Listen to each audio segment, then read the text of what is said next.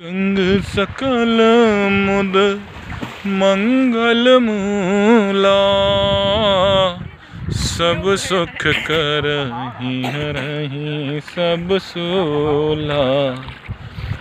ये पतित पावनी माँ गंगा का अविरल धारा, जो कि एक घाट है जिसका नाम श्रृंगी ऋषि के नाम पर पड़ा है। श्रृंगी ऋषि जो कि दशरथ जी के चक्रवर्ती सम्राट दशरथ अयोध्या के जो राजा थे उनके दामाद थे, यानी राजा राम की बहन का ब्याह श्रृंगी ऋषि के साथ में हुआ था। अब आगे कुछ देखिए प्रतिमाएं लगी हुई हैं वहाँ पर, देखिए किस प्रकार से याचना कर रहे हैं, दिखेगा नहीं और वीडियो लंबी भी ना हो इसलिए हम आपको जो है सिर्फ बताएंगे, दिखाएंगे नहीं। तो आप समझ सकते हैं कि ये वही घाट है जहाँ से राजा राम जी चित्रकूट जाने के लिए भरद्वाज आश्रम के ऐसे तिरछे जाएंगे तो प्रयागराज तेलियरगंज जहाँ पर भरद्वाज आश्रम है वहाँ पर पहुँचने के लिए वो नदी को पार करना चाह रहे थे, माँ गंगा को पार करना चाह रहे थे। तो यहाँ पर जो मल्लाह थे अपने कुल को तारने के लिए, स्वयं को तारने के लिए उन्होंने दुनिया भर का जो है उनको बातें बताया, लेकिन जब तक कि अपने पूरे कुल परिवार को तार नहीं लिया तब तक वो राजा राम को पार जाने नहीं दिए।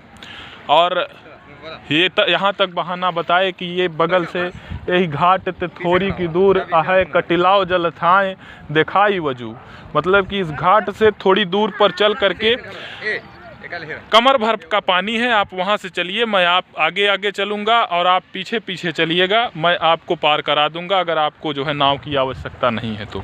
लेकिन राजा राम जी की पुत्री होंगी माँ गंगा, तो कोई भी पिता हिंदू सनातन धर्म में अपने पुत्री को मतलब कि लांघ नहीं सकता है, डांक नहीं सकता है।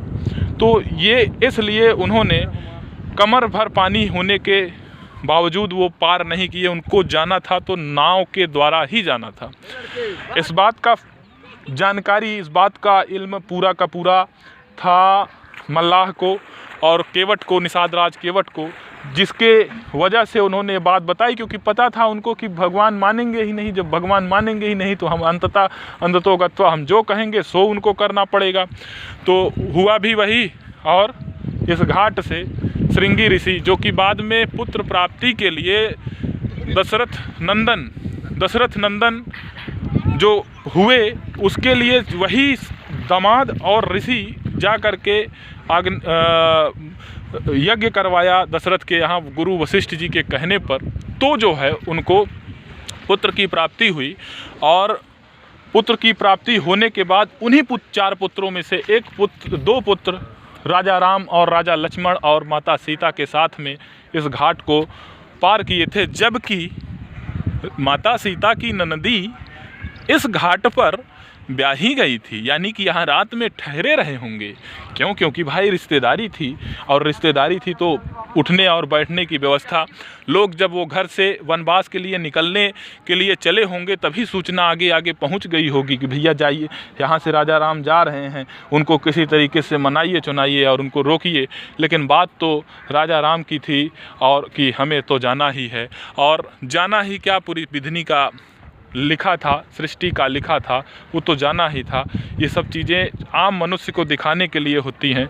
ये देखिए घाट में उधर जो है मैयत संस्कार होने का भी घाट है, इधर स्नान घाट, सारी की सारी बहुत ही अच्छा, बहुत ही सुंदर घाट बना हुआ है, नहाने के योग्य से, हर दृष्टि के योग्य से। और माँ गंगा की अविरल धारा तो आप देख ही रहे हैं, क्या कहने। अगर वीडियो अच्छा लगे तो ज़रूर लाइक सब्सक्राइब शेयर करिएगा, और ना अच्छा लगे तो आपकी मर्जी है। बहुत बहुत धन्यवाद। एक बार फिर से आप इस नज़ारे को देख सकते हैं किस प्रकार से घाट है, बहुत ही अच्छा घाट है, बहुत ही सुंदर घाट है। बहुत बहुत धन्यवाद।